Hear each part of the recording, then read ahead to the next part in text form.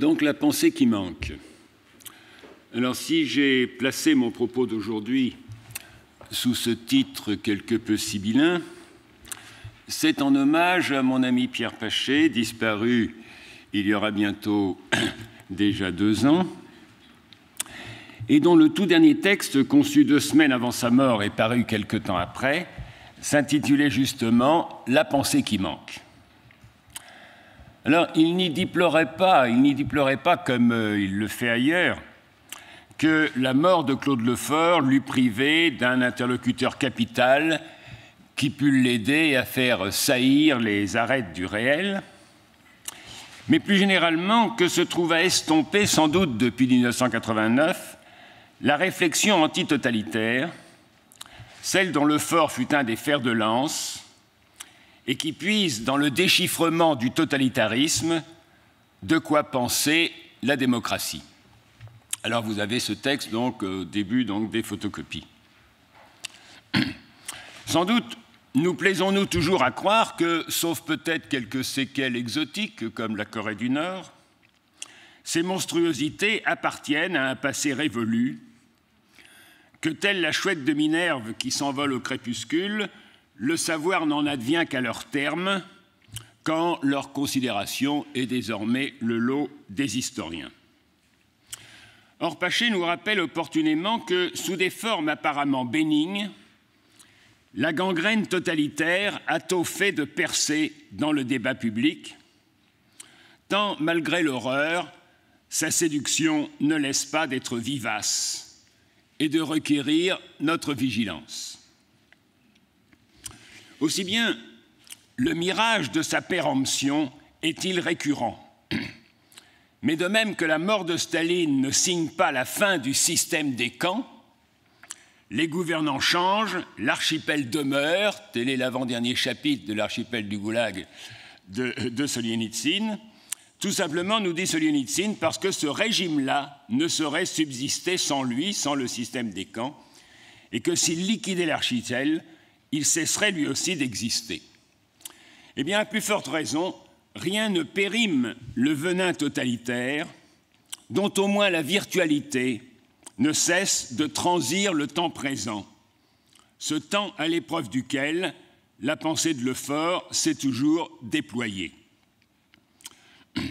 Je cite ce passage donc dans le dernier livre de Pachet, L'âme bridée, qui commence par une dédicace lettre à Claude Lefort, et où il dit « Ce qui me manque de vous, entre autres, c'est votre attention au présent, votre sens du présent. » Et je rappelle justement que le temps présent, c'est le titre que Claude Mouchard a donné à le très remarquable recueil des textes de Lefort qu'il a publié aux éditions Belin. Alors, 1976, Claude Lefort publie simultanément Un homme en trop, ses réflexions sur l'archipel du Goulag, dont le dernier tome venait de paraître, et Le nom d'un, sa lecture du discours de la servitude volontaire de la Boétie, bien proprement, comme dit Montaigne, rebaptisé le contre un. Une même question soutient ces 2 essais, consacrés à 2 investigations littéraires, terme un peu bizarre, si vous voulez, mais qui est le sous-titre de l'archipel du Goulag, essai d'investigation littéraire, c'est-à-dire donc à 2 œuvres de pensée. C'est l'expression de Lefort, telle qu'il l'avait élaborée justement dans son Machiavel. Je cite, « Ce dernier, l'archipel, n'est pas une nouvelle, c'est une œuvre de pensée dans laquelle le désir de savoir se donne libre carrière. » Et un peu plus loin, son investigation, faut-il à nouveau le rappeler, est littéraire. Il ne procède pas à la manière du théoricien asservi à la règle de l'analyse. Le cheminement de la pensée n'en a pas moins de rigueur. Investigation littéraire au sens, par conséquent, donc, où précisément la littérature pense, où il s'agit là justement d'œuvres de pensée qui sont soulevées par la même passion d'interroger le ressort, ou comme dit Lefort, l'énigme politique du monstre de vice, c'est évidemment l'expression de la Boétie. Quel monstre de vice est ceci qui ne mérite pas encore le titre de couardise, qui ne trouve point de nom assez vilain, que la nature désavoue avoir fait et la langue refuse de nommer, à savoir justement la servitude. donc d'interroger ce monstre de vice que sont la servitude et l'asservissement, sans se laisser étrangler par l'horreur, la pitié ou l'ébahissement, en s'acharnant malgré tout à penser ce qui prive de penser. Solzhenitsyn, nous dit Lefort, a voulu penser ce qui prive de penser. Alors donc, fait obstacle, première vue, justement, je dis sans se laisser étrangler par l'horreur, la pitié ou l'ébahissement, fait obstacle donc à cette entreprise, font obstacle à cette entreprise, d'abord l'horreur, je cite Lefort, l'horreur ne doit pas faire écran. Si le bagnard Solzhenitsyn avait été fasciné par l'horreur, il n'aurait pas écrit ce livre-là. D'une façon générale, le mélange de répugnance et d'attrait que mobilise une scène d'horreur met hors d'état de penser. Donc l'horreur comme obstacle justement donc à la pensée. Je renvoie également donc à Hannah Arendt dans la préface de la troisième partie des origines du totalitarisme. Après des décennies de tumulte, de confusion et d'horreur pure, c'était la première occasion d'essayer de dire et de comprendre ce qui s'était passé. Pas encore sine ira et studio, sans colère et sans parti pris, ce qui est la devise traditionnelle justement donc de l'histoire, toujours avec douleur et affliction et par conséquent avec une tendance à la lamentation, mais le temps de l'indignation muette et du sentiment de l'horreur paralysante était révolu. Donc l'horreur comme faisant obstacle justement donc à la connaissance. De même effectivement donc pour la pitié, et Lefort commente le texte de Solzhenitsyn que je vais donner après en disant « La pitié est récusée comme sentiment qui, sous couvert d'unir, divise, retranche l'un de l'autre, la pitié comme ennemi de la connaissance. » Et voilà le texte de Solzhenitsyn que j'ai donné d'ailleurs donc dans les photocopies. Ainsi, pour la première fois dans l'histoire du monde, sur une telle échelle, a fusionné l'expérience des couches supérieures et inférieures de la société. On a vu fondre une très importante cloison, d'autrefois apparemment transparente mais impénétrable et empêchant les supérieurs de comprendre les inférieurs, deux points en majuscule, la pitié. C'est la pitié qui mouvait les nobles compatissants du passé, tous les dispensateurs des Lumières, la pitié aussi qui les aveuglait. Rongés de remords de ne point partager leur infortune, ils se croyaient tenus de crier 3 fois plus fort à l'injustice, manquant du même coup l'occasion d'examiner de façon essentielle l'humaine nature des supérieurs, des inférieurs, de tous. Seuls les zèques c'est l'abréviation justement donc du terme russe qui veut dire détenus, seuls les zèques intellectuels de l'archipel ont vu se détacher d'eux ces remords. Ils partageaient intégralement l'infortune du populaire, alors seulement le russe cultivé a pu peindre le moujik serf de l'intérieur, car il était lui-même devenu serf. Et enfin, donc, l'ébahissement, c'est la formule de la Boétie au début de son discours. Grand-chose, certes, et toutefois si commune, qu'il s'en faut d'autant plus douloir, donc avoir de la douleur en quelque sorte, et moins s'ébahir, voir 1 million d'hommes servir misérablement, etc., etc. Alors, sans doute, la question est un peu plus compliquée, je voudrais y apporter quelques nuances. Sans doute, n'est-il pas d'autre accès à ces réalités abominables que le sentiment de l'horreur, de la pitié, de la colère? Je cite Hannah Arendt dans une réponse à Éric Vogelin en marge des origines du totalitarisme. « C'est tout à fait consciemment que je me suis départi de la tradition du sine ira et studio, dont je reconnais parfaitement la noblesse. C'est pour moi une nécessité méthodologique étroitement liée à la nature particulière de mon sujet.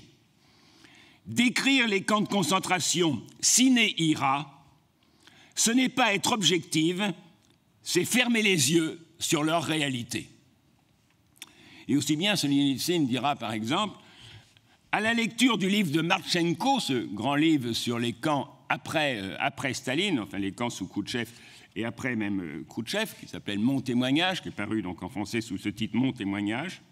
À la lecture du livre de Marchenko, par exemple, même le cœur endurci d'un ancien des camps se serre de douleur et d'effroi. Donc il n'y a pas d'autre accès, en quelque sorte, à la réalité des camps, à ces réalités donc abominables, que le sentiment de l'horreur, de la pitié et de la colère. Mais cet engagement émotionnel, comme dit Hannah Arendt, ne suffit évidemment pas pour en déchiffrer le sens, et même surtout, laissé à lui-même, il ne tarde pas de verser dans ce qu'elle appelle une attitude sentimentale ou moralisatrice, c'est-à-dire aux antipodes justement de l'histoire, voire dans une sensiblerie factice qui confond tous les problèmes réels. En particulier, c'est dans un texte qui est sous le titre justement donc « La responsabilité collective », partant justement de cette idée donc, pour les Allemands. Voilà ce qu'elle dit. « Le cri « Nous sommes tous coupables » n'a en fait servi qu'à disculper en grande partie les vrais coupables. Nous sommes tous coupables, personne n'est coupable. Le cri « Nous sommes tous coupables » est effectivement une déclaration de solidarité avec les méchants. Donc cette attitude purement émotionnelle, en quelque sorte, eh bien, risque de se draper dans une nappe de déploration convenue qui, sous couvert de respect ou de déférence, consacre, comme tout cliché, la démission de la pensée, et que seul le sarcasme d'un Anthelme, d'un Kertész ou d'un Solzhenitsyn ne manque pas de transpercer. Alors même si c'est un peu long, je voudrais lire le texte du récit que fait Robert Anthelme du moment de la libération de Dachau. Vous l'avez dans les photocopies, donc dans le deuxième texte des photocopies. Donc c'est à la fin justement donc, de l'espèce humaine. Cependant, ils ne peuvent pas dire que ces soldats, c'est-à-dire les Américains qui viennent de les libérer, les aiment particulièrement. Ce sont des soldats, ils viennent de loin, du Texas par exemple. Ils ont vu beaucoup de choses. Cependant, ils ne s'attendaient pas à cela. Ils viennent de soulever le couvercle d'une drôle de marmite. C'est une drôle de ville. Il y a des morts par terre, au milieu des ordures, et des types qui se promènent autour. Il n'y a pas grand-chose à leur dire, pensent peut-être les soldats. On les a libérés, on est leurs muscles et leurs fusils, mais on n'a rien à dire. C'est effroyable, oui, vraiment, ces Allemands sont plus que des barbares. Frightful, yes, frightful. Oui, vraiment effroyable. Quand le soldat dit tout cela à haute voix, il y en a qui essaient de lui raconter des choses. Le soldat d'abord écoute, puis les types ne s'arrêtent plus, ils racontent, et bientôt le soldat n'écoute plus. Certains hochent la tête et sourient à peine en regardant le soldat, de sorte que le soldat pourrait croire qu'il le méprise un peu. C'est que l'ignorance du soldat apparaît immense, et au détenu, sa propre expérience se révèle pour la première fois comme détachée de lui en bloc. Devant le soldat, il sent déjà surgir en lui, sous cette réserve, le sentiment qu'il est en proie désormais à une sorte de connaissance infinie, intransmissible. Les histoires que les types racontent sont toutes vraies, mais il faut beaucoup d'artifices, c'est-à-dire précisément donc la mise en place justement donc d'une investigation littéraire, mais il faut beaucoup d'artifices pour faire passer une parcelle de vérité. Et dans ces histoires, il n'y a pas cet artifice qui a raison de la nécessaire incrédulité. Les soldats se baladent dans une ville où il faudrait ajouter bout à bout toutes les histoires où rien n'est négligeable. Mais personne n'a ce vice.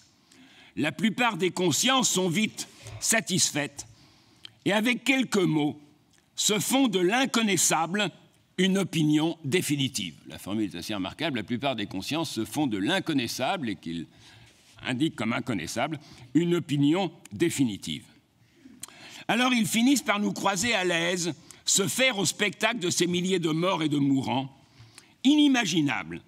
C'est un mot qui ne divise pas, qui ne restreint pas. C'est le mot le plus commode. Se promener avec ce mot en bouclier, le mot du vide, et le pas s'assure, se raffermit. La conscience se reprend. La conscience se reprend, c'est-à-dire qu'elle se ferme à la réalité même, effectivement, donc qu'ils ont sous les yeux ou qu'ils ont justement dans les paroles des détenus.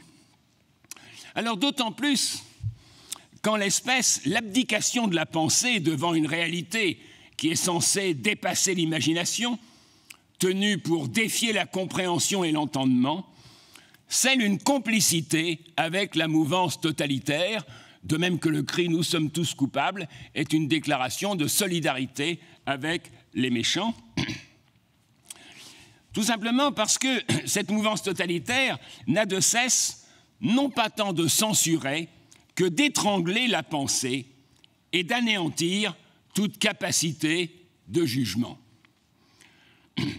Encore Imre Kertész, c'est-à-dire qui est aussi un virtuose effectivement donc du sarcasme, c'est un passage donc du Kaddish pour un enfant qui ne naîtra pas. Je ne donne pas toute l'histoire parce que sans ça je n'en finirai pas, mais cette misérable phrase, enfin je ne connais pas le hongrois mais il traduit par malheureuse, il me semble que c'est plutôt, enfin cette misérable phrase, Auschwitz ne s'explique pas, est aussi une explication. Elle sert au misérable auteur à expliquer que nous devons passer Auschwitz sous silence, qu'Auschwitz n'est pas, ou plutôt n'a pas été. Car, n'est-ce pas, seules les choses qui ne sont pas ou n'ont pas été ne sont pas explicables. Donc il faut justement ce sarcasme pour transpercer en quelque sorte cette nappe de clichés convenus qui anéantit toute capacité de jugement. Alors à ce compte, la critique du totalitarisme ne passe guère par une critique des énoncés produits par ces turiféraires qui sont sans poids au regard de cet effondrement de la pensée qui, sous ce que Solzhenitsyn appelle une idéologie de granit, au gré d'une pensée qui s'active sous la consigne de ne pas penser, eh bien, en ce sens, par conséquent, la pensée qui manque, c'est aussi comme le cœur même du totalitarisme, tel le régime où, effroyablement, la pensée vient à manquer, où se trouvent produits, et pas seulement dans les camps, des hommes sans âme, selon l'expression d'Hannah Arendt, ou encore des hommes mannequins, selon le mot de David Rousset, repris par Hannah Arendt. Alors donc, je voudrais essayer de parler du livre de Lefort et du même coup, par conséquent, donc, de l'archipel du Goulag. Essai d'investigation littéraire, tel est le sous-titre de l'archipel. Alors sans doute s'agit-il d'abord d'une histoire du Goulag, de l'histoire de nos canalisations, comme dit Solzhenitsyn, c'est le titre du deuxième chapitre de l'ouvrage. Depuis les premiers flots, au début des années 20 et même avant, jusqu'à la mort de Staline et même au-delà. Car cette histoire ne peut pas, sans mensonge, se dire en 1967, quand Solzhenitsyn termine l'archipel, ou en 1974, où il le publie, se dire au passé. Et Solzhenitsyn se reproche d'avoir pu un instant, au moment de la publication d'une journée d'Ivan Denisovitch, au moment du dégel khrouchtchevien et du moment justement où il a été publié en URSS, eh bien, il se reproche d'avoir pu oublier que justement cette histoire ne peut pas se dire au passé. Je cite, « Moi qui voulais devenir le chroniqueur de l'archipel, je n'avais donc pas compris à quel point il était intimement lié à notre État et nécessaire à son existence. Je m'étais laissé avoir. » Et un peu plus loin, il nous dit « Nous avons suivi l'histoire de l'archipel depuis les salves pourpres qui marquèrent sa naissance. » L'expression est apparemment obscure, mais elle s'éclaire par un autre passage dans le tome 2. Il serait bien plus juste de dire que l'archipel est né au son des canons de l'aurore. L'archipel est né au moment même, justement, donc, de la révolution d'octobre et des canons du cuirassé aurore. Donc nous avons suivi l'histoire de l'archipel depuis les salves pourpres qui marquèrent sa naissance jusqu'au brouillard rose des réhabilitations, le moment justement du dégel, le moment après la mort de Staline. Nous considérons que cette belle période de douceur et de désagrégation qui a fleuri à la veille du redoublement de férocité survenu dans les camps sous Khrouchtchev et la publication d'un nouveau code pénal clôt notre récit. La suite trouvera d'autres historiens parmi les gens qui, pour leur malheur, connaissent mieux que nous les camps de Khrouchtchev et de l'après-Khrouchtchev, parmi lesquels, et en première ligne, il mentionne Marchenko. Donc une histoire de Goulag. En deuxième lieu, justement, une sociologie du Goulag, détaillant les types sociaux qui confluent au sein de ce que Solzhenitsyn appelle la classe, enfin là avec une certaine ironie, la classe des zèques. Classe, et là il met à profit en quelque sorte sa formation marxiste pour indiquer que, au sens le plus orthodoxe possible, les zèques forment une classe en quelque sorte. Bon, je passe sur ce point. Et ainsi donc les rapports de domination qui s'imposent à l'intérieur des camps et qui font un peu l'objet donc de cette sociologie du goulag. Enfin, en dernier lieu, disons d'une ethnologie qui retrace les attitudes et les mœurs de ce qu'il appelle la tribu indigène qui peuple l'archipel. Ainsi, par exemple, de la première rencontre avec un vétéran des camps à la fin du premier volume de l'archipel, lorsque précisément, donc, parce qu'il retrace depuis l'arrestation jusqu'au procès, l'instruction, etc. Et là, justement, le transfert justement dans les camps. Et au moment de ce transfert, eh bien, Solzhenitsyn rencontre justement eh bien, un indigène du goulag. Donc, première rencontre avec un vétéran des camps. Une expression résolue et cruelle était le trait essentiel qui caractérisait le visage de cet habitué des camps qui avait déjà purgé la plus grande partie de son temps. Je ne savais pas encore que cette expression était le trait, pour ainsi dire, ethnique des insulaires du goulag. Les spécimens qui ont une expression douce et conciliante ne font pas de vieux os dans les îles.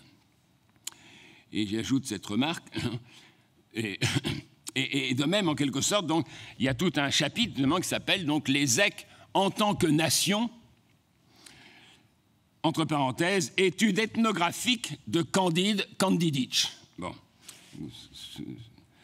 remarquez justement donc, l'ironie de Solzhenitsyn. Donc il y a là, en quelque sorte, une triple enquête, nous dit Lefort, d'une ampleur et d'une acuité sans précédent, et qui, comme telle, dépasse la vie d'un homme. Si j'ai mis fin à mon travail, ce n'est pas que j'ai considéré le livre comme terminé, c'est parce que je n'avais plus assez de vie devant moi. Donc c'est là une œuvre qui aurait dû, juge Solzhenitsyn, être écrite à plusieurs. La composition de ce livre dépassait les forces d'un seul homme, nous dit-il tout à fait au début de l'archipel et tout à fait à la fin. Ce livre, je n'aurais pas dû l'écrire seul. J'ai proposé à Varlam Chalamov, l'autre grand investigateur effectivement du goulag et de la Kolyma, j'ai proposé à Varlam Chalamov d'écrire tout le livre avec moi en collaboration. Lui aussi a décliné mon offre. Mais il y a plus. Et la dimension politique de l'ouvrage est évidemment tout à fait essentielle. Voilà ce que dit Lefort. Cette triple enquête, donc histoire, sociologie, ethnologie, se combine aussi avec une réflexion sur le politique. Non pas sur les aspects politiques du régime soviétique ou de celui des camps, au sens devenu conventionnel, sur les relations de pouvoir, mais sur la logique du totalitarisme. Et un peu plus loin, renouant ainsi avec une interrogation du politique qui excède les frontières de ce qu'on appelle communément la politique, parce qu'elle atteint les principes générateurs de la vie sociale et du même coup ne se dissocie pas d'une interrogation philosophique. Donc cette dimension politique de l'ouvrage, qui est tout à fait essentielle, eh bien, n'est pas séparable, aux yeux de Lefort, d'une prise de parole par quelqu'un. Donc le livre aurait peut-être dû justement être écrit à plusieurs. Et évidemment, les conditions de l'URSS à l'époque justement ne permettaient pas cette collaboration en quelque sorte. Bon. Mais en fait, ce livre, dans sa dimension politique, justement, bon, eh bien, n'est pas séparable d'une prise de parole par quelqu'un qui assume un questionnement sans limite, qui, au creuset, nous dit Lefort, d'une revendication inconditionnelle de savoir, s'enquiert continuellement de la logique du totalitarisme, ou, comme dit Solzhenitsyn, d'un totalitarisme unifié à tous les niveaux.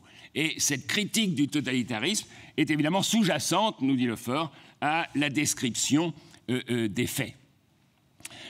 Et qui s'enquiert également, par conséquent, des failles, on viendrait peut-être là-dessus, donc des failles du régime fantastique, c'est-à-dire des fissures auxquelles est exposé son granit.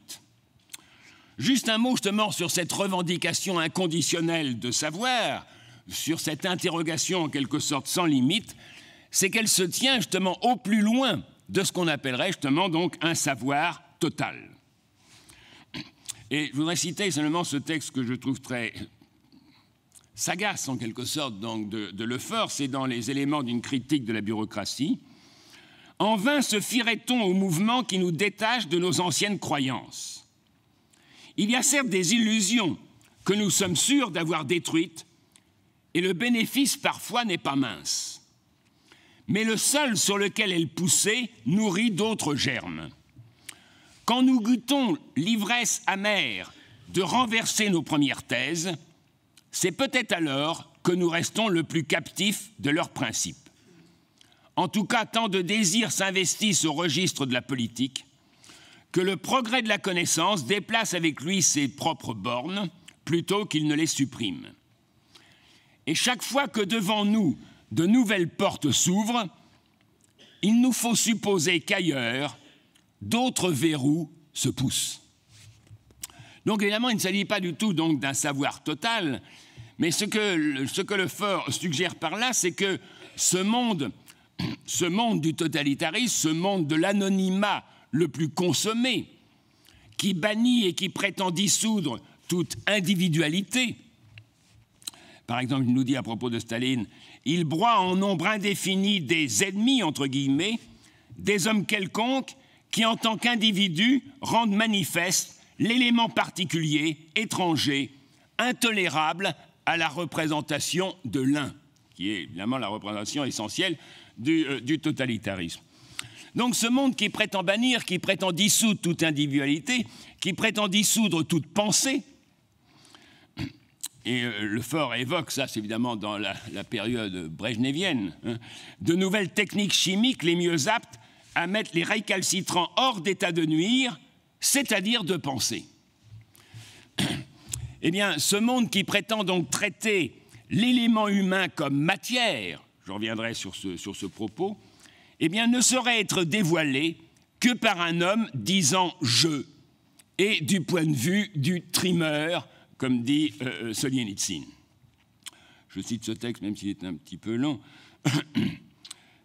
Choisissant le héros d'une nouvelle sur les camps, donc c'est évidemment une journée d'Ivan Denisovitch, j'ai pris un trimeur, donc le manœuvre de base en quelque sorte. Tout autre choix était impossible car lui seul est à même de percevoir les véritables corrélations du camp, de même que seul le fantassin est capable de soupeser le poids de la guerre. Mais ce n'est pas lui, Dieu sait pourquoi, qui écrit ses mémoires. Et voilà le commentaire en quelque sorte de Solzhenitsyn. Or justement, l'archipel représentait une possibilité unique, exceptionnelle pour notre littérature et peut-être aussi pour la littérature mondiale. En plein XXe siècle, un servage inouï, au sens élémentaire de ce terme, et sans idée d'expiation, ouvrait aux écrivains une voie féconde, encore que funeste. Des millions d'intellectuels russes y ont été jetés, et non pour le temps d'une excursion, ça c'est les intellectuels du parti, effectivement, qui font des excursions, effectivement, dans les camps, donc non pas pour le temps d'une excursion, pour s'y faire démolir, pour y mourir, sans espoir de retour. Alors évidemment, cette fécondité est évidemment limitée par l'extermination. Ainsi, dès leur naissance même, une philosophie et une littérature extraordinaires furent enterrées sous la chape de plomb de l'archipel. Et Solzhenitsyn rappelle, ce qui ne lui a pas valu que des amis, « Presque chaque zèque a longtemps de peine que vous félicitez d'avoir pu survivre, est justement un planqué.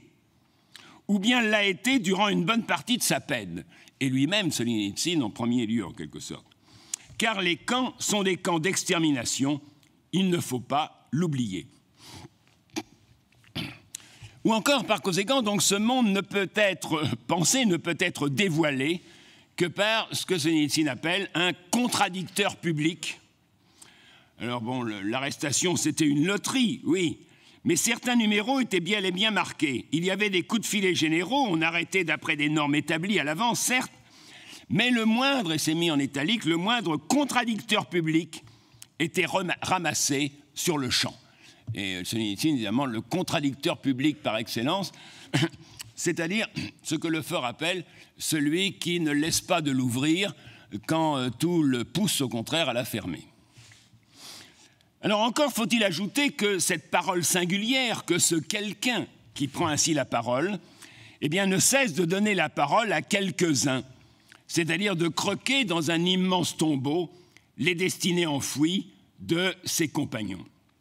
Alors juste un exemple, dans un épisode, au terme d'une séance d'endoctrinement, sous le titre « Sur la lutte des patriotes grecs », bon, pendant la guerre civile en grec, après la Seconde Guerre. Les ex sont assis, endormis, ils se cachent derrière le dos de leurs voisins. Pas la moindre marque d'intérêt.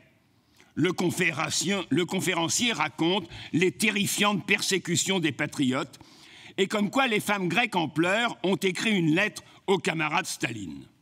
Fin de la conférence. Sheremeteva se lève, une femme comme ça, de l'off, un peu simple mais rusée, et elle demande « Citoyen chef », puisqu'on n'avait pas le droit d'appeler camarades les officiers, « Citoyen chef, et nous autres d'Ivoire, à qui c'est-il qu'on pourrait écrire ?» Alors c'est comme ça tout un ensemble justement donc de personnalités d'une certaine façon qui se trouvent restituées évidemment dans l'archipel. Aussi donc chacun des chapitres du livre de Lefort s'arrête-t-il sur quelque extraordinaire formule, comme il dit, qui avec le sens des mots propres à l'écrivain cristallise incidemment un moment de la réflexion. Alors soit à sonder d'abord un de ces traits d'intelligence que jette Solzhenitsyn sur ce qu'il appelle le système constrictif, c'est-à-dire ce qui a un caractère de système et qui est un système d'étranglement en quelque sorte, ce système constrictif qu'il explore. Inopinément, en relatant la tragicomédie du ramassage après la guerre des récidivistes, c'est-à-dire de ceux qui avaient été arrêtés dans les grandes purges de 1937 et qui avaient été élargis entre-temps et qui là, par conséquent, se trouvent réarrêtés, eh bien, il poursuit. Alors l'égocrate réalisa que cela n'allait pas assez loin. Arrêter les survivants du 1937, les enfants de ces ennemis maudits, il fallait eux aussi les arrêter. Et de s'écouler le flot des enfants vengeurs, des enfants qui auraient pu venger, effectivement, donc leurs parents, etc. Bon. Alors, je laisse de côté justement cette tragicomédie, d'ailleurs, Lefort la laisse aussi de côté. Hein. Évidemment, il relève la formule égocrate. Hein. L'égocrate se réalisa, etc. Bon. Frappante formule, non bizarre, relève Lefort, mais bien propre à faire entendre la singularité inédite que revêt la puissance et le pouvoir de Staline. Bien au-delà, évidemment, de ce qu'on va appeler par après le culte de la personnalité. Non pas autocrate, à l'image, évidemment, du tsar de la Sainte-Russie, non plus que tyran antique ou despote asiatique, même si, évidemment, Staline en a et en porte quelques traits. J'en donnerai deux exemples que relève Solzhenitsyn. Ce dont Staline avait besoin, c'est à propos du percement du Belomor Canal entre la mer Blanche et la Baltique. Ce dont Staline avait besoin, c'était d'avoir quelque part un grand chantier de construction employant des détenus, un chantier qui engloutirait une grande quantité de main-d'œuvre et de vie, avec la sûreté d'une chambre à gaz, mais en plus économique, tout en laissant un monument grandiose du genre des pyramides pour témoigner de son règne. Dans l'Orient esclavagiste qui lui était cher entre tous et où il puisa le plus au cours de son existence, on aimait construire de grands canaux. Et deuxième remarque que fait Solzhenitsyn, c'est à propos du procès d'Yagoda, qui a été donc un des sous-fifres, évidemment, de Staline, enfin des sous-fifres, du moins, des exécuteurs des basses œuvres, évidemment, de Staline, et qui, après, donc, est mis en accusation, etc. Bon. Connaissant le caractère typiquement oriental de Staline, je suis absolument persuadé qu'il assistait à la comédie qui se donnait dans la salle d'Octobre. Je ne peux admettre qu'il se soit refusé ce spectacle, ce régal, la mise à mort, en quelque sorte, donc, de ce qui avait été son premier subordonné. Et évidemment, Solzhenitsyn raconte qu'un témoin de la scène nous raconte justement qu'au moment où Yagoda en appelait justement à Staline, qui normalement n'était pas là justement dans la salle, eh bien, derrière un rideau, en haut sur la galerie, effectivement, donc il y a la lueur d'une allumette qui se voit derrière le rideau, hein, et l'ombre d'une pipe qui se profile, et par conséquent, c'est signé. Enfin bon, tout ceci, évidemment, et le reste à penser. Mais donc, ce qui m'intéresse donc sous cette formule égocrate, c'est que précisément donc le pouvoir de Staline n'est pas intelligible dans les repères habituels, si vous voulez, donc de l'autocrate russe, hein, ou du tyran antique ou du despote asiatique, c'est-à-dire sous des formes diverses, résume Lefort, un monarque détaché des autres en se recommandant de quelque transcendance. Mais ce que le terme dit, hein, c'est que Staline, c'est en quelque sorte un égo absolu, comme s'il avait absorbé la substance de la société. Alors, si en effet l'entreprise totalitaire vise à produire une société sans couture, une société d'une seule pièce, tel un seul bloc compact, et c'est cette image justement qui est sans cesse donnée, puisque du dernier des surveillants à Staline, en personne, s'étend un seul bloc compact de pouvoir soviétique, c'est la formule de Solzhenitsyn. Ou encore, un système agencé pour assurer l'occultation la plus efficace de la division sociale, ça c'est la formule de Lefort, pour donner l'image du bloc compact gouvernant-gouverné, pour dissoudre tout élément particulier dans la généralité du social et annuler enfin la différence du politique, de l'économique, du juridique, du pédagogique, de l'esthétique, etc., etc. Bon. Donc, un seul bloc compact sous le régime de la non-conflictualité interne. Et voilà le commentaire de Solzhenitsyn à propos des procès, et particulièrement des premiers procès dans les années 20. C'est l'affaire qui s'appelle l'affaire de Châtine, mais je ne passe pas là-dessus. Hein. Mais voilà son commentaire. Parvenus au seuil de la société sans classe, nous étions enfin de taille à réaliser un procès judiciaire non conflictuel, reflétant la non-conflictualité interne de notre système. Un procès dans lequel s'élanceraient d'un même pas vers un but unique, juges et procureurs, défenseurs et accusés. Donc c'est ce bloc compact, en quelque sorte, qui dénie ainsi ce que Lefort appelle une fantastique dénégation, en quelque sorte, donc, de toutes les oppositions, de toutes les divisions, de toutes les différences. Donc cela implique une fantastique dénégation de toute division et, disons, une entreprise continue de, comme dit Lefort, de dédifférenciation, tant des hommes que des registres d'activité. Alors voilà aussi encore Solzhenitsyn mettant à profit donc sa formation marxiste. Comment est-ce donc qu'on dit dans le manifeste communiste ? Deux points ouvrent les guillemets et il cite Marx. La bourgeoisie a dépouillé de leur auréole toutes les activités qui passaient jusqu'ici pour vénérables et qu'on considérait avec un saint respect. Entre parenthèses, assez ressemblant. Le médecin, le juriste, le prêtre, le poète, le savant, elle en a fait des salariés à ses gages. Fin de citation, effectivement, de Marx. Mais dites donc, c'était déjà ça, salariés. Dites donc, mais elle les avait laissés travailler dans leur spécialité. Et si elle les avait collés aux généraux, les travaux généraux qui sont les pires, effectivement, donc dans les camps, à l'abattage d'arbres, et sans les salariés, et sans les nourrir, voilà l'exclamation. Donc c'est ce processus, en quelque sorte, donc, de dédifférenciation qui est requis, en quelque sorte, donc, pour former ce bloc compact. Donc si c'est ça, justement, l'entreprise totalitaire, de former ce bloc total, cette société d'une seule pièce, en quelque sorte, eh bien alors, d'abord, ce dessein d'éclipser toute opposition ne peut manquer d'avoir à éliminer tous les nuisibles, tous ceux qui font tache sur ce tissu d'une seule pièce, en quelque sorte. Donc tous les nuisibles et les nuiseurs, comme disait Lénine. Non pas à titre d'opposants, puisque, comme le remarque Lefort, ce qui laisserait supposer qu'ils puissent détenir une autre vue sur la société de l'intérieur d'elle-même, incarner en elle un autre possible. Donc non pas justement à titre d'opposants, mais à titre justement d'ennemis du peuple, c'est le fameux article 58 qui a été fait justement pour cela, arbitrairement désignés ou inventés pour figurer ce que le fort appelle des symboles de l'altérité, pour faire valoir une extériorité imaginaire, une altérité imaginaire.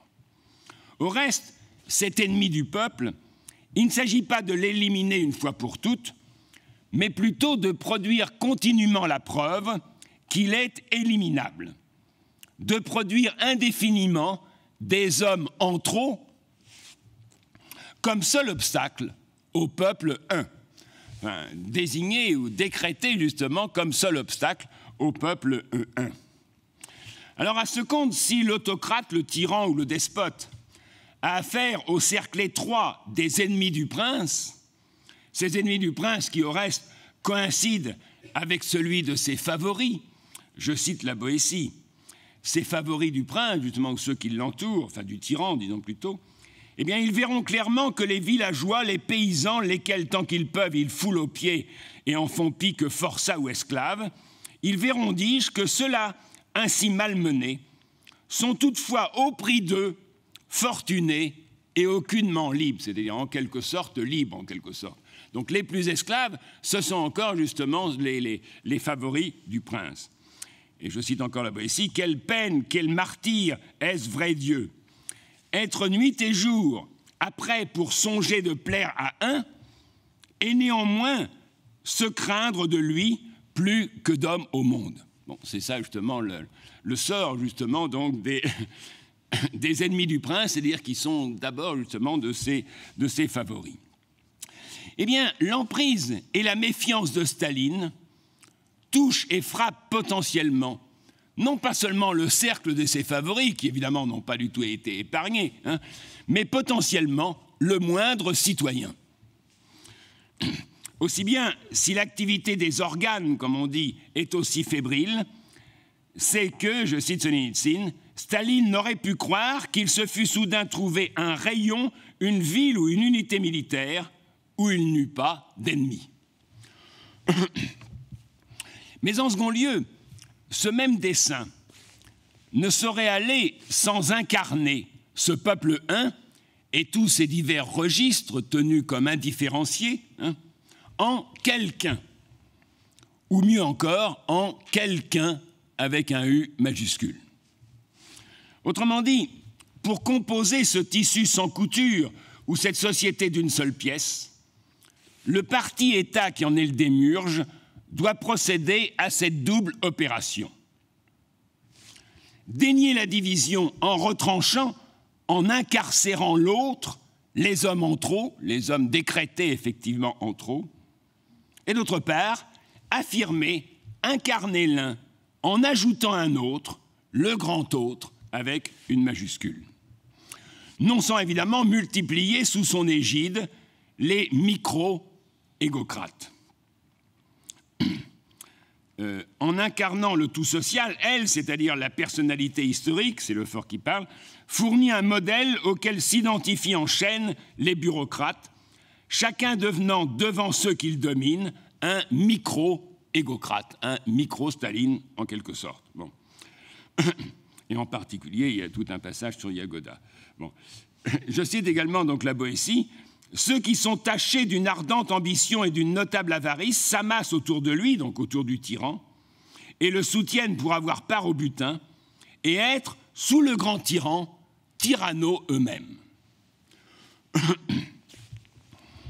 Alors, moyennant quoi, d'un seul trait, et la formule de Solzhenitsyn est tout à fait extraordinaire, le peuple est devenu son propre ennemi. Puisque précisément, n'importe qui au sein du peuple est potentiellement sujet, en quelque sorte, donc, à être décrété ennemi du peuple. Donc le peuple est devenu son propre ennemi, tout en y ayant acquis en revanche son meilleur ami, la police secrète. La police secrète, il y a d'ailleurs un autre ami, enfin du moins c'est ce que nous dit Solzhenitsyn. Solzhenitsyn évoque encore cet ami éprouvé qu'est le fil de fer barbelé. Et à la fin de l'archipel, il dit « C'est une année remarquable que celle où je mets le point final, remarquable par deux jubilés qui sont même liés entre eux, s'il vous plaît, le 50e anniversaire de la Révolution, maire de l'archipel, et le centenaire de l'invention du fil de fer barbelé, 1867. Il ajoute « Il y a de grandes chances pour que le second soit passé sous silence ».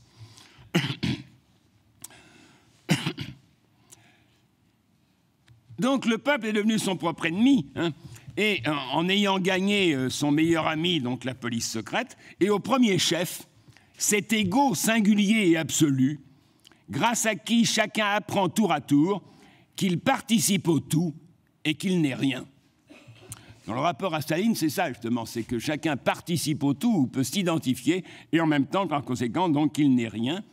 Cet égo, donc, qui unit à la société tout entière, est occupé fantastiquement à l'engendrer et à la dévorer. Et je rappelle justement la formule de la Boétie, donc, qui parle justement des tyrans comme les mange-peuples.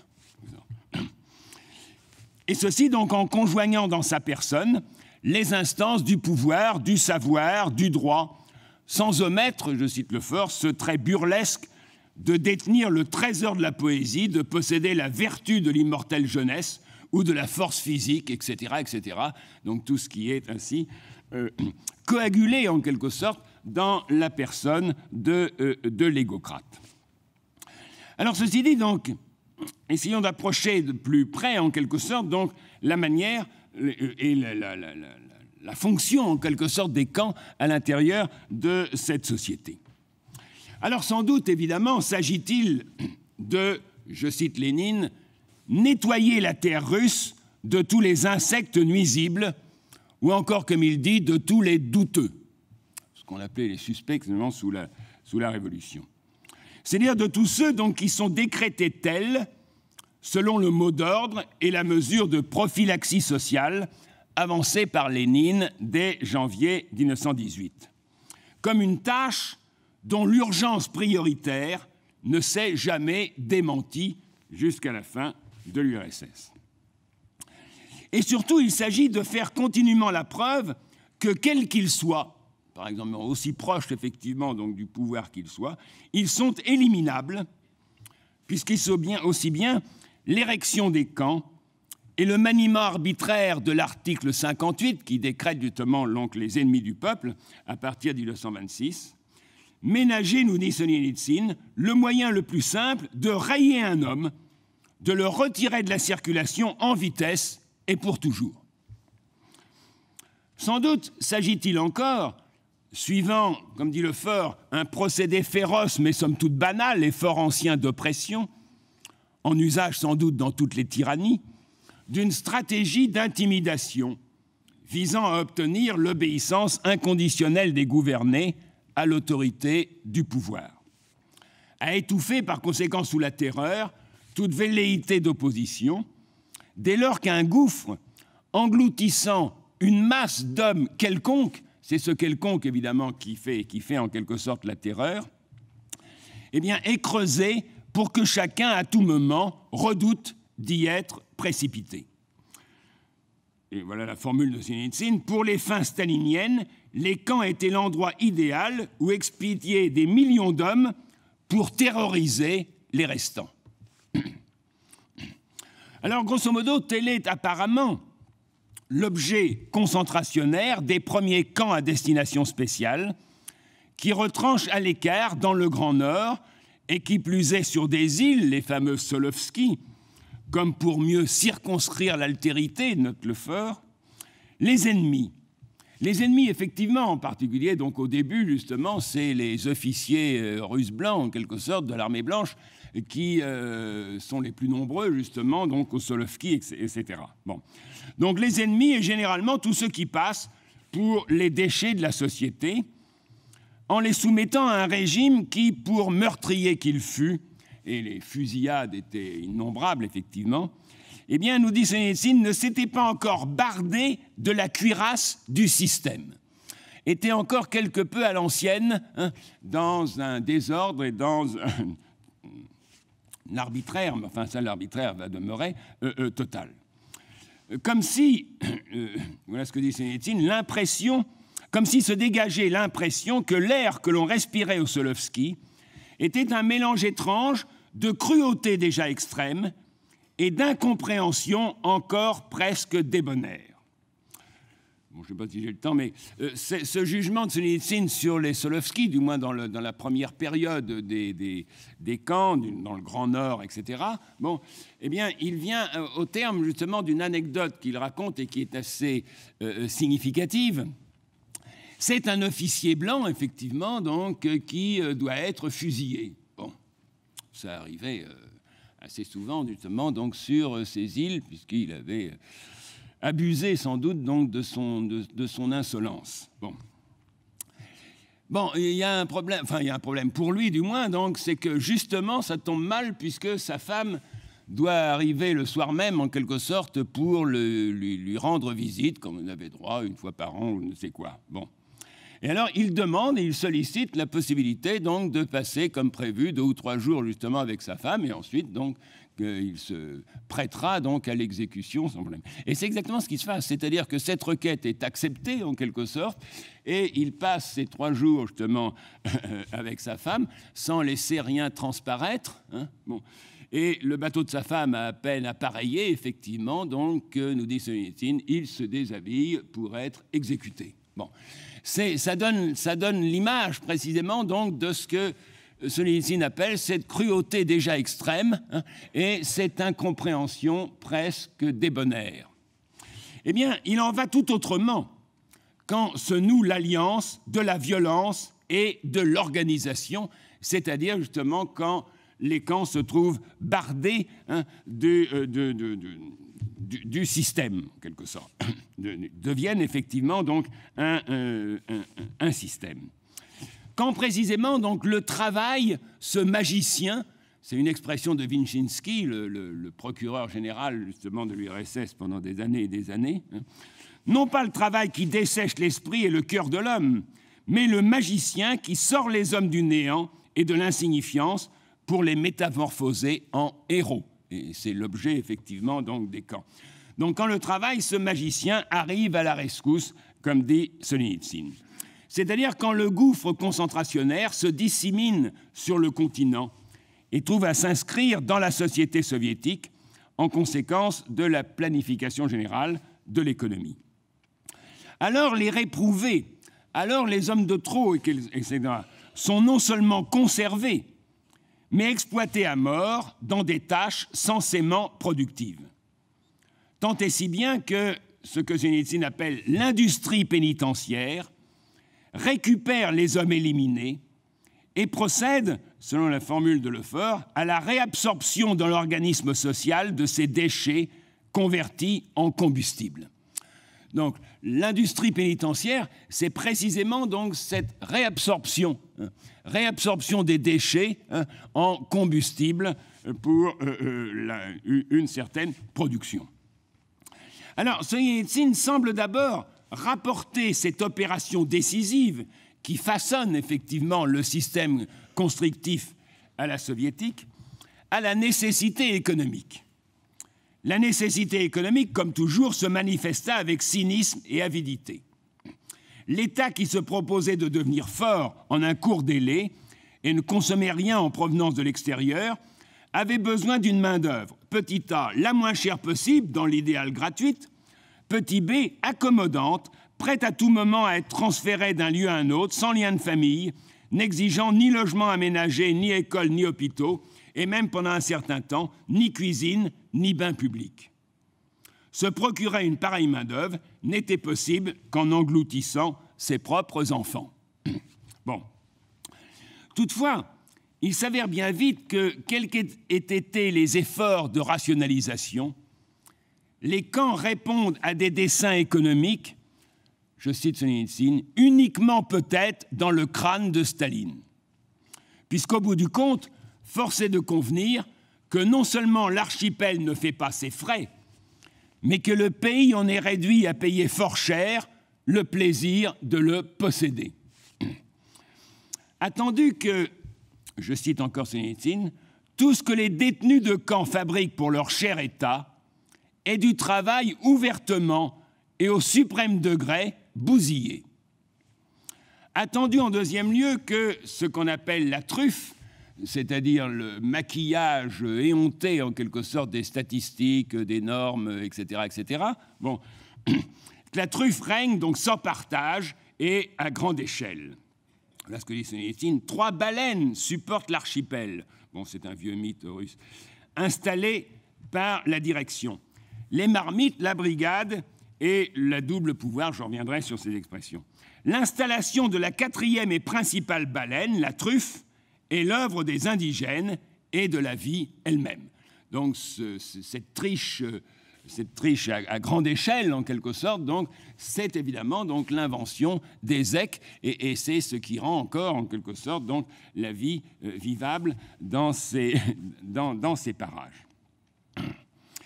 Attendu enfin donc que la découverte des cerveaux du goulag, selon laquelle, je cite Solzhenitsyn, c'est le travail forcé, le travail affamé qui est le plus productif du monde, eh bien cette découverte se révèle gravement erronée.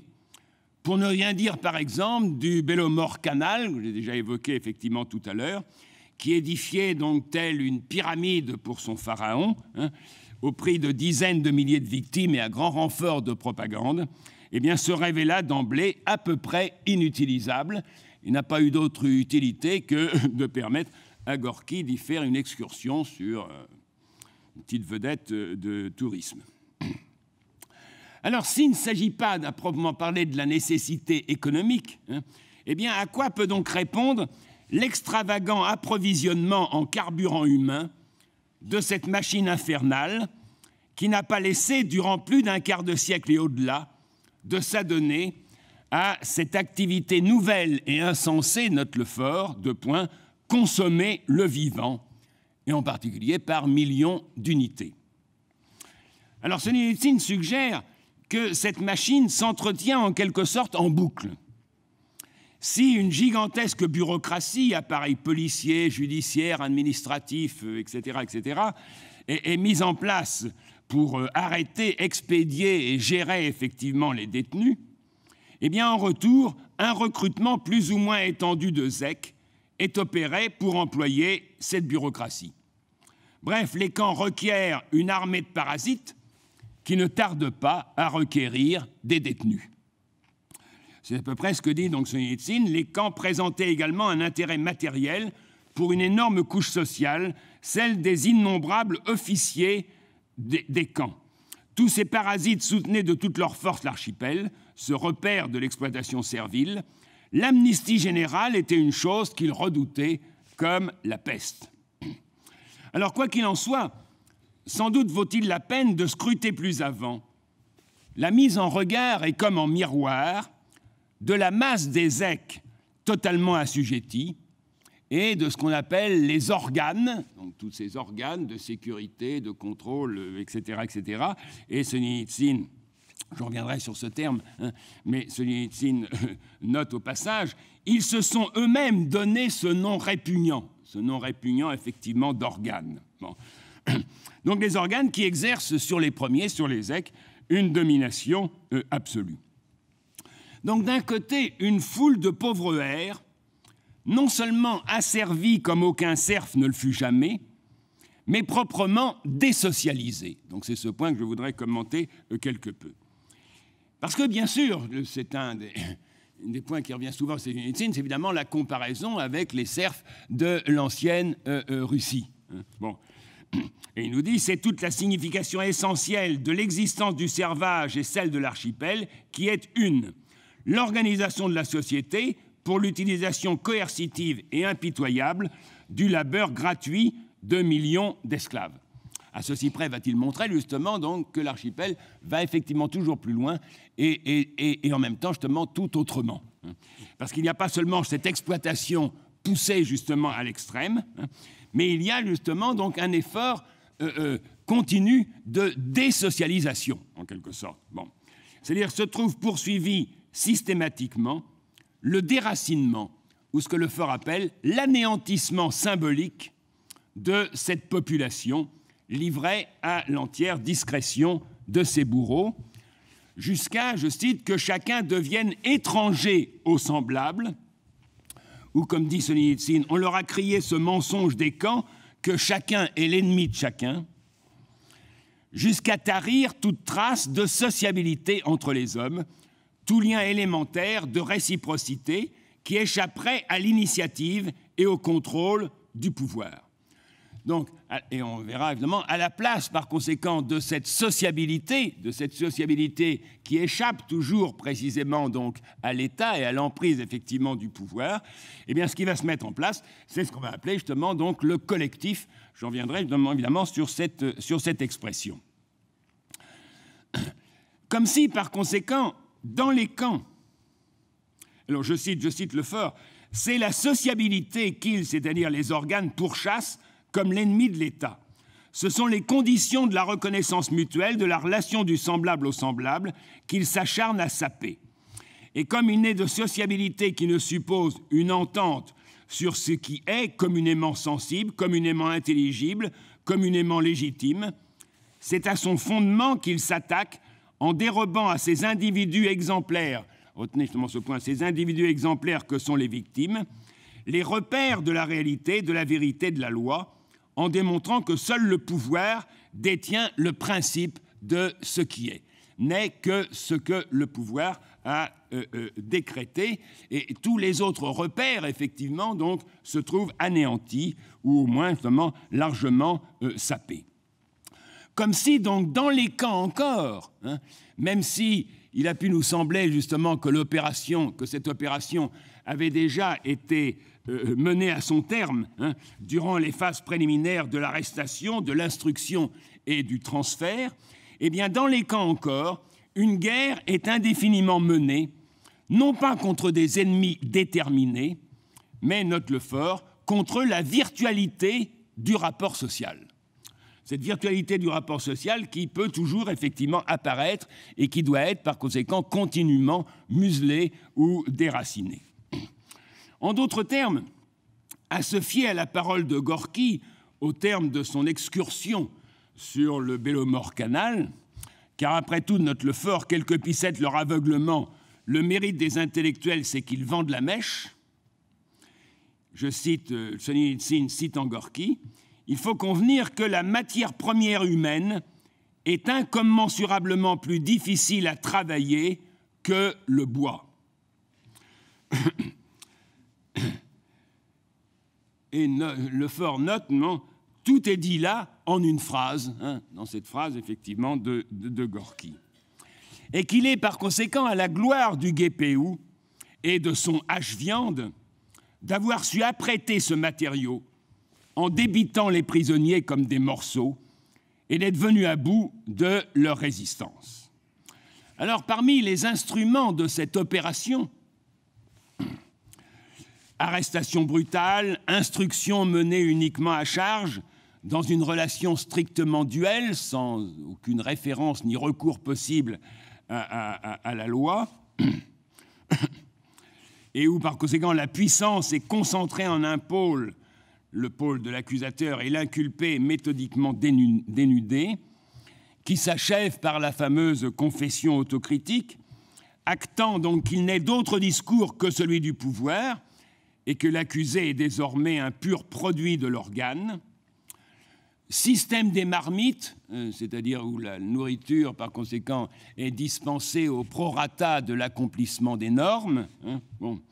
Mouchardage généralisé, etc., etc. Enfin bon, les inventions, effectivement, là, à cet égard, sont innombrables. Hein.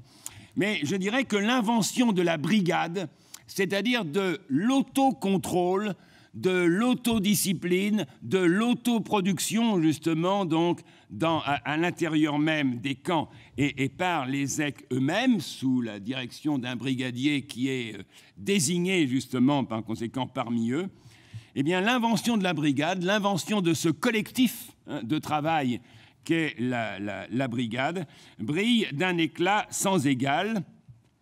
Telle, et là l'ironie est très difficile, enfin, est à multiples faces, hein, puisque c'est les termes d'un journaliste anglais, Powell Ernst, hein, mais que Solzhenitsyn, en même temps, évidemment, foudroie. Hein. Donc, telle la contribution essentielle du communisme à la science des châtiments. Donc, l'invention de la brigade, c'est aux yeux de ce journaliste l'invention essentielle, la contribution essentielle du communisme à la science des châtiments, c'est-à-dire, nous dit-il, un organe collectif qui vit, qui travaille, qui mange, qui dort et qui souffre ensemble dans une symbiose forcée et impitoyable. Alors, il me semble que c'est assez dire, en quelque sorte, combien l'exaltation forcenée du collectif ne désigne rien d'autre que le produit du pouvoir bureaucratique et n'est jamais que l'envers de son entreprise non moins forcenée de désocialisation, d'anéantissement symbolique, ou encore combien le collectif procède à l'autoconsommation de ses membres. Voilà ce que dit évidemment Solzhenitsyn. Chalamot cite des cas où en une seule saison de lavage d'or à la Colima, ou une seule saison plutôt de lavage d'or à la Colima, voyait mourir plusieurs fois l'effectif d'une brigade, le brigadier restant toujours le même. Et le fort commente, n'est-ce pas également arrivé en quelque sorte dans les plus hautes sphères du pouvoir, la liquidation en l'espace d'une saison de terreur des cadres de la répression, le grand brigadier, le guide suprême, restant toujours le même. Donc c'est cette autoconsommation en quelque sorte du vivant, cette autoconsommation de ses membres par le collectif. Alors de l'autre côté, donc les organes qui jouissent sans mesure d'un pouvoir discrétionnaire, d'autant plus aisément, d'autant plus commodément, quels que puissent être d'ailleurs les motifs de leur suppôt, cynisme, esprit de routine, griserie du pouvoir, recherche du profit, etc., et que Solzhenitsyn passe en revue, hein, mais d'autant plus aisément, d'autant plus commodément qu'il se part de la forme du social, comme le remarque Le Fort, ce social dont il ruine méthodiquement la substance. Par exemple, la forme du procès, la distinction du juge, du procureur et de l'avocat, alors même évidemment que leurs rôles se confondent, que l'affaire est fabriquée et le verdict décidé d'avance. D'autant plus aisément, d'autant plus commodément que l'industrie du hache-viande est couverte par la légalisation de l'arbitraire, c'est-à-dire par l'élaboration de tout un arsenal juridique, alors même, et c'est le dernier mot de Solzhenitsyn, le titre du dernier chapitre de l'Archipel, alors même justement que nous n'avons pas de loi. En d'autres termes, que s'il y a des lois, l'instance et l'efficacité symbolique de la loi, fondatrice de l'espace social, ont été foncièrement ravagées et que la loi ne s'énonce plus que dans le discours du magistrat ou du moindre bourreau orné des liserés bleus, puisqu'ils avaient des liserés bleus, les gardiens du goulag, grosso modo. Enfin, d'autant plus aisément, d'autant plus commodément, que sous la chape d'une idéologie de granit, les agents des organes s'efforçaient de, en majuscule, ne pas penser. Mais voilà déjà la destruction de l'homme, note Solzhenitsyn, entre parenthèses. Et ils avaient admis tout simplement que ça devait être comme ça, que les auteurs des directives qu'ils recevaient ne pouvaient se tromper. Si bien qu'il leur était ainsi loisible de franchir le seuil de la scélératesse tout en gardant le regard clair. Je cite Solzhenitsyn. « L'imagination et la force intérieure des scélérats de Shakespeare s'arrêtaient à une dizaine de cadavres, parce qu'ils n'avaient pas d'idéologie. C'est l'idéologie qui a valu au XXe siècle d'expérimenter la scélératesse à l'échelle des millions, une scélératesse impossible à réfuter, à contourner, à passer sous silence. Au point d'ailleurs que même par après, les magistrats demeurent incapables de voir comme les leurs les actes dont ils ont été les auteurs. Et il y a une réunion de Solzhenitsyn au moment du dégel, etc., avec toute une cour de magistrats qui est évidemment tout à fait inénarrable sur ce point. Reste évidemment donc que les organes, ou que les membres plutôt de ces organes, ne jouissent de ce loisir qu'autant, non pas précisément qu'ils sont, comme dit d'abord Solzhenitsyn, fidèles aux organes, mais plutôt qu'ils font corps avec les organes, qu'ils font siennes leurs directives, quelles condoyantes qu'elles soient, et qu'ils deviennent, je cite Solzhenitsyn, un maillon des organes, cet être vivant, souple et organiquement un, qui habite à l'intérieur de l'État comme un ver solitaire dans les entrailles de l'homme. Alors, vous avez vu tout de suite, sans doute, qu'entre la brigade et les organes ainsi considérés comme un être vivant, souple, organiquement, etc., il y a évidemment donc un rapport de similitude. C'est-à-dire donc qu'entre l'homme broyé, l'homme en débris qui est le Zec, et l'homme total, ou l'individu total que se targue d'être l'affidé du pouvoir, la relation est si purement duelle, tout tiers exclu, toute référence à la loi effectivement exclue, que c'est la production d'une humanité en lambeaux qui fournit sans cesse aux organes l'assurance de leur propre identité comme corps social indivisible. Que c'est au regard de l'homme en lambeaux que l'homme total, le communisme complet, trempé dans l'acier, etc., eh bien, trouve à se feindre. Mais encore, le rapport est si bien spéculaire que la brigade présente comme la figure inversée des organes qui, organiquement vivent également dans une symbiose forcée et parfois impitoyable entre leurs membres eux-mêmes qui peuvent se retrouver expédiés de l'autre côté. Alors, moyennant quoi, je voudrais avancer un peu avant de terminer, moyennant quoi, si l'industrie pénitentiaire, c'est-à-dire la production en masse d'hommes abstraits, dépouillés de toute teneur sociale, anéantis, réduits à des flots quantifiables qui sont inlassablement distribués en diverses canalisations, eh bien, l'industrie pénitentiaire, loin d'être la face cachée, une branche marginale et dérobée de l'entreprise totalitaire, tels ses égouts, qui seraient évidemment forcément peu ragoûtants, eh bien, c'est au contraire l'industrie pénitentiaire au cœur des événements, comme nous dit évidemment Solzhenitsyn. Alors, c'est d'abord qu'en accomplissant jusqu'au bout la visée, enfin ce terme jusqu'au bout, justement, Solzhenitsyn nous dit, il est peu de domaines où notre demi-siècle se soit manifesté avec autant d'esprit de suite et jusqu'au bout.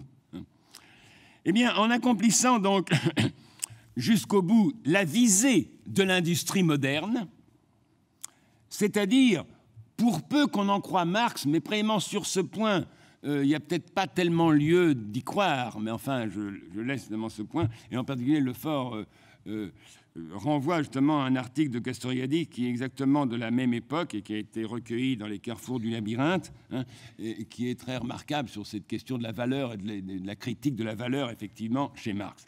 Mais disons donc que, pour peu qu'on en croie Marx, la visée de l'industrie moderne, c'est la réduction du travail humain en pure quantité de travail abstrait. Regardez donc les premiers chapitres, effectivement, donc, du Capital. Cette quantité de travail abstrait qui est donc supposée être l'étalon de la valeur, et donc la réduction du travailleur en pur exécutant, en pur porteur, en quelque sorte, d'une certaine quantité de travail.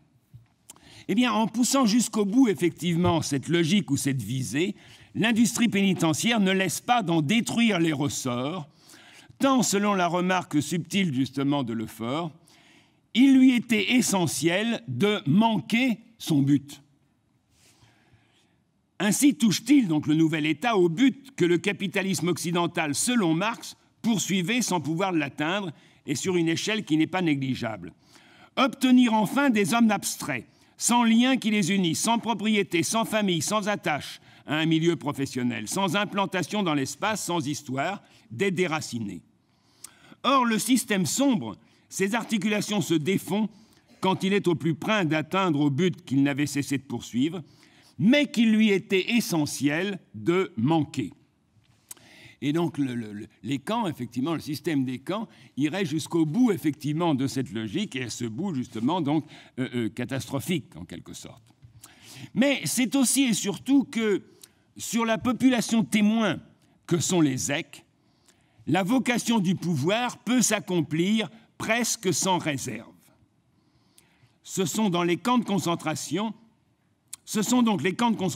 qui font surgir une population sur laquelle tend à s'accomplir une domination illimitée. Autrement dit, le camp n'est pas seulement le dépotoir où le nouvel État se débarrasse des ennemis du peuple ou de tous ceux qui sont décrétés tels ou qui sont censés être en trop et faire obstacle au peuple un et à son empire, mais il est aussi le laboratoire du régime et son œuvre exemplaire. C'est pour ça que j'avais relevé tout à l'heure justement la formule, ces êtres exemplaires justement que sont les victimes à l'intérieur du camp. Il y a là quelque chose évidemment qui est exemplaire, de même évidemment que les organes sont une pièce essentielle de la machine d'État, ou pour mieux dire, dit Lefort, petite machine dans laquelle se reproduit et s'accélère sous l'effet d'une tâche simplifiée de destruction le fonctionnement de la machine d'État. Donc, il y a là quelque chose d'exemplaire, c'est-à-dire en vertu de ce paradoxe, selon lequel c'est justement au premier chef, sur ces prétendus nuisibles, sur ces prétendus irrécupérables, enfin, pas justement irrécupérables, enfin, sur ces prétendus nuisibles qui sont mis à l'écart tels des parasites, que le pouvoir peut poursuivre presque jusqu'au bout, en les passant au hache-viande, l'accomplissement du dessein ou du cauchemar totalitaire. Donc, tel est le paradoxe, je cite Lefort, tel est le paradoxe que fait entrevoir la formation de l'industrie pénitentiaire. Elle fonctionne en extrayant d'une société promise à l'unité, à l'homogénéité, à la transparence, sous le contrôle de ses dirigeants, d'une société vouée à l'organisation, des éléments parasitaires, et ce sont ceux-là seuls, du fait qu'ils sont désocialisés, arrachés par la violence à tous les réseaux de dépendance particuliers où se déterminait leur existence, ce sont ces hommes abstraits qui s'offrent à la pleine maîtrise du pouvoir. D'où évidemment l'interrogation sarcastique de Solzhenitsyn. Autrement dit, c'est bien l'ITL, le camp de redressement par le travail, qui est le but suprême de l'humanité. L'essentiel est donc atteint. Alors, plus saisissante encore, s'avère être l'opération quand elle met aux prises les organes avec ceux que Solzhenitsyn appelle par antiphrase les bien-pensants. C'est-à-dire, puisque précisément ils sont rompus, qu'ils se flattent d'être, à l'impératif de ne pas penser, à savoir donc les vieux membres du parti qui sont soudain précipités, évidemment par erreur, dans le gouffre concentrationnaire. Alors l'opération est saisissante d'abord parce que tel est le granit de l'idéologie portée en sautoir par ces communistes à l'intérieur effectivement du camp, que cette expérience qui les culbute du pinacle dans les bas-fonds, pour renversante qu'elle soit, ne les ébranle en rien, ne leur apprend rien, si ce n'est l'existence de nuisibles dans le parti et jusqu'au sein des organes qui ont tramé leur perte. En quoi consiste donc, voilà la formule seulement donc de Lefort, en quoi consiste la haute vérité des bien-pensants? Eh bien en ceci qu'ils se refusent aussi bien à renoncer à une seule de leurs appréciations d'avant qu'à en acquérir une nouvelle. Non, c'est Solzhenitsyn qui parle là. La vie peut bien déferler sur eux, les enjamber et même leur passer dessous avec ses roues. Ils ne la laissent pas pénétrer dans leur tête, ils ne l'admettent pas. On dirait que pour eux, elle n'avance pas.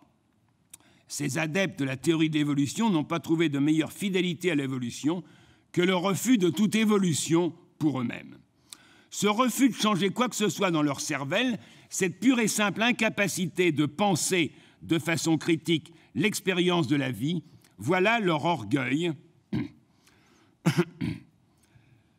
Leur conception du monde ne doit pas être influencée par la prison, ni être influencée par les camps. Aussi, on trouve évidemment ces déclarations éloquentes de tel ou tel. Si je sors un jour d'ici, je vivrai comme si rien ne s'était passé. Une certaine Marie Daniélan, ou encore un certain Vilenchik. Nous avions foi dans le parti et nous ne nous sommes pas trompés. Alors Lefort commande justement ce terme de foi, ou plutôt critique justement donc l'utilisation ici de ce terme de foi à propos de ces tenants justement de l'idéologie de Granit. Saisissante ensuite parce qu'au fond même de leur déchéance, ces imperforables, comme dit Solzhenitsyn, se plaisent à gazouiller, c'est le terme consacré justement dans les camps, hein, à gazouiller le roucoulement de la propagande. Continue à gazouiller en quelque sorte le roucoulement de la propagande, sans aucune visée, cette fois-ci, du moins justement, sans aucune visée justement de conviction en quelque sorte. Hein.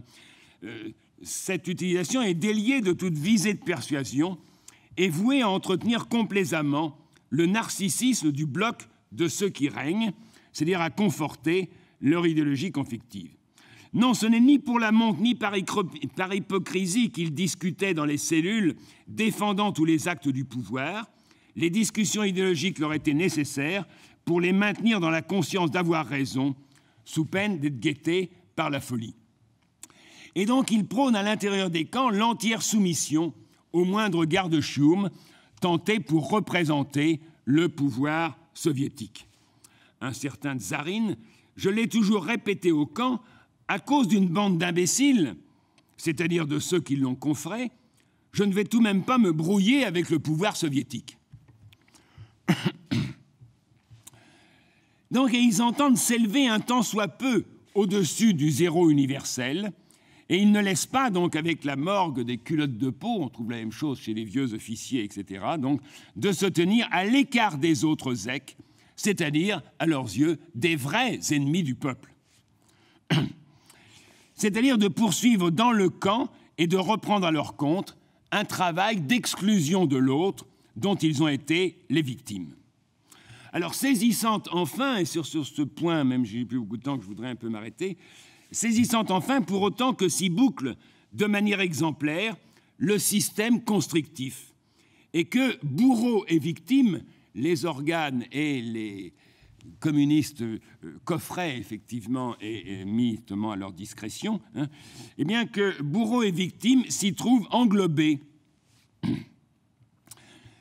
et quasi interchangeables, nous dit le fort, au sein effectivement donc d'un nous compact. Alors je voudrais, même si c'est un peu long, mais je voudrais citer ce dialogue et le commentaire que donne le fort, dialogue entre un accusé, un certain Lourier, et le commissaire instructeur. Tu penses que ça nous fait plaisir d'exercer une action, c'est-à-dire un acte de torture, hein. Mais enfin, il y a toujours l'euphémisme qui est évidemment de rigueur, d'exercer donc une action. Mais nous voulons faire ce qu'exige de nous le parti. Toi qui es un vieux membre du parti, dis-nous ce que tu ferais à notre place. Et Lourier, semble-t-il, tomba presque d'accord avec lui. Ou encore, évidemment, au procès donc des socialistes révolutionnaires. Enfin, vous et nous sommes des révolutionnaires. Ou au procès contre Saminkov, bon, je ne dis rien sur Saminkov, vous et nous, n'est-ce pas, nous sommes des Russes. On trouve toujours un nous, effectivement, qui permet d'englober. Vous et nous, c'est nous. Et enfin, évidemment, au procès exemplaire contre Boukharine, vous êtes comme nous, des communistes, car vous et nous ensemble, c'est nous. Alors l'analyse de Lefort, me semble-t-il, est là-dessus lumineuse. Dans le petit dialogue tel qu'il est rapporté, le commissaire ne cesse de dire « nous », qu'il préfère « je » et la scène changerait de signification. Tu crois que ça me fait plaisir? Mets-toi à ma place. Mais que fait-il alors entendre? Tout simplement que ce n'est pas en tant qu'individu empirique à l'origine de la sanction que lui et son vis-à-vis ne sont pas dans une relation duelle, que la loi lui enjoint, en tant qu'il s'en fait le support, de sanctionner. Imaginons encore que l'interpellé réponde « Pas question que je me mette à ta place, moi exercer l'autorité, tu plaisantes ». Que fait-il entendre à son tour? Que la loi établie n'instaure pas un tiers neutre, que pour être à la place du juge, il faut avoir partie liée avec les puissants, qu'elle est faite pour garantir leur sécurité et leur intérêt, qu'en conséquence, la réciprocité des points de vue est une fiction. De toute manière, qu'elle soit reconnue ou niée en fait, cette réciprocité est pensée dans les termes d'un je et d'un tu susceptibles d'échanger leur place à la faveur d'une référence qui transcende le rapport personnel, c'est-à-dire d'une référence à cette loi qui est soit reconnue effectivement, soit niée. En bref, l'affirmation de soi comme sujet et la relation à l'autre comme sujet suppose une relation avec la loi, non pas la loi empirique, mais la loi fondatrice de l'espace social. Et c'est cette référence qui est effectivement totalement éliminée, en quelque sorte, dans le dialogue, effectivement, donc, qu'on nous rapporte. C'est-à-dire les uns et les autres se trouvent englobés donc au sein d'un nous compact qui dérobe aux uns comme aux autres toute position bien à soi. Et c'est l'interprétation évidemment que donne Solzhenitsyn des fameux procès de Moscou et de la question que tout le monde ne cesse de se poser, les vieux bolcheviks, hommes de fer, des reins, tout ce que vous voulez, effectivement, et qui se sont montrés justement incapables de résister. Solzhenitsyn nous dit parce qu'ils, justement, ils n'avaient pas une position bien à eux. C'est ce qui manque donc aux accusés de Moscou et au premier chef, à Boukharine. D'ailleurs, dès lors qu'à la minute où il se trouvait seul, c'est-à-dire hors du parti, il n'était plus personne. Ces mots, alors c'est quelqu'un qui avait participé notamment au procès de Boukharine et que Solzhenitsyn interviewe en quelque sorte, un certain Yakubovitch.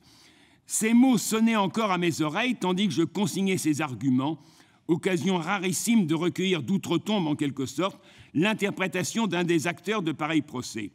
C'est tout à fait, me semble-t-il, comme si Boukharine ou Rykov avaient pu nous expliquer la raison de leur énigmatique docilité au cours de leur procès. La même sincérité, le même dévouement au pari, la même faiblesse humaine, la même absence de point d'appui moral pour lutter, faute d'avoir une position bien à soi. Faute d'avoir une position bien à soi, puisqu'ils n'ont d'autre position que celle effectivement du nous, que celle du parti. Et de même, un peu plus loin, toujours sous la plume de Solzhenitsyn, Boukharine, pas plus que les autres, n'avait de point de vue à lui. Le grand théoricien, celui qui a rédigé la Constitution soviétique, etc., n'avait pas justement de point de vue à lui, ou un peu plus loin. Or, le communiste n'a pas d'opinion propre. Comment le juger, sinon en lui extorquant de faux aveux? Donc, toute position de sujet, et en même temps, évidemment, que tout rapport à une loi tierce se trouve ainsi éradiqué. Enfin, s'il me reste 2 minutes, je voudrais essayer d'indiquer qu'avec le tome 3, la vision des camps, justement, se complète et elle s'infléchit notablement en relatant les révoltes et combien les Zèques ne se sont pas laissés faire, puisque la question est toujours « Pourquoi vous êtes laissés faire ?» Et Solzhenitsyn répond « Mais nous ne sommes pas effectivement laissés faire. » Pour autant, donc, qu'au sein des camps qui visent à l'étouffer et même à l'éradiquer, la dimension politique se fait jour. Et dans les révoltes ou les insurrections, comme dit Solzhenitsyn, que Solzhenitsyn relate, effectivement, c'est cette dimension politique qui se fait jour. Bon, le pouvoir avait tiré sur nous ses dernières cartouches, etc. Bon, écoutez les gars, si ça se trouve, et si nous étions en somme, comment dire, des politiques.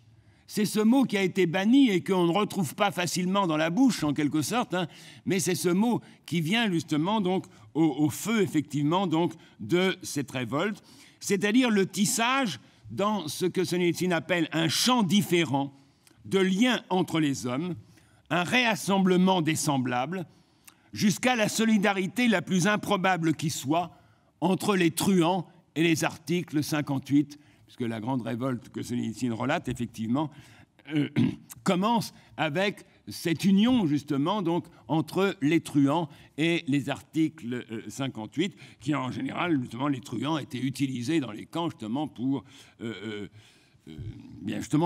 bannir, en quelque sorte, la politique. Alors, à cet égard, évidemment, autant Solzhenitsyn vomit résolument la révolution telle que la nomment les bolcheviks, c'est-à-dire le grand soir et l'avenir radieux, et tout ce que j'ai essayé de dire, eh bien, autant, ayant ainsi fait place nette, il recueille avec ferveur toutes les traces qui attestent la vertu de l'action révolutionnaire, la vertu de l'insurrection, la vertu, effectivement, de la sédition, ce sont les termes, évidemment, qu'il emploie, c'est-à-dire la manière, au reste mystérieuse, qu'a une communauté de devenir sensible à elle-même. Maints profonds hystériens ont écrit force ouvrages subtils, mais ce mystérieux embrasement des âmes humaines, cette mystérieuse naissance des explosions collectives, ils n'en savent pas assez pour les prédire, ni même, d'ailleurs, pour les expliquer après coup.